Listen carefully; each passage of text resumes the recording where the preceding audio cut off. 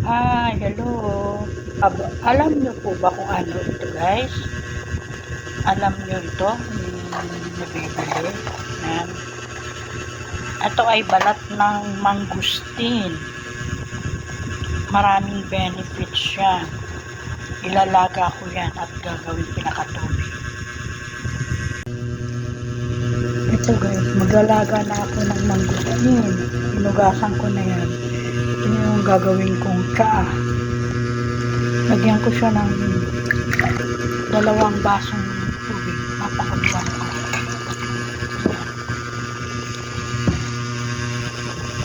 Yun na siya guys. So, balat ng mangustin, nilaga ko. Maraming benefits yan sa immune system. Kung mahina ang immune system mo, sa pampababa ng blood cholesterol, blood pressure, then pampababa ng sugar. Marami po yan. May vitamin C. Ayan. Ayan. Baba rin po ng timbang yan. Ayan na siya. Ilagay ko na sa baso.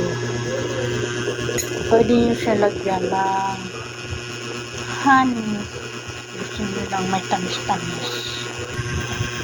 Ito yung honey. Lalagay ko.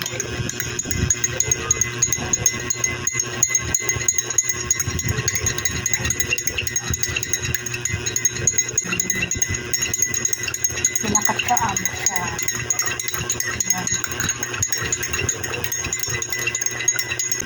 Maraming benefits siya. Antioxidant. Anti-inflammatory. Ayan guys. Sinishare ko lang sa inyo. Sa ako.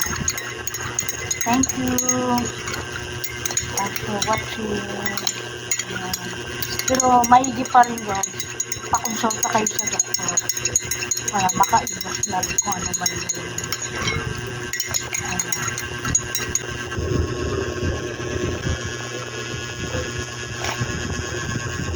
Masarap yung lasa niya.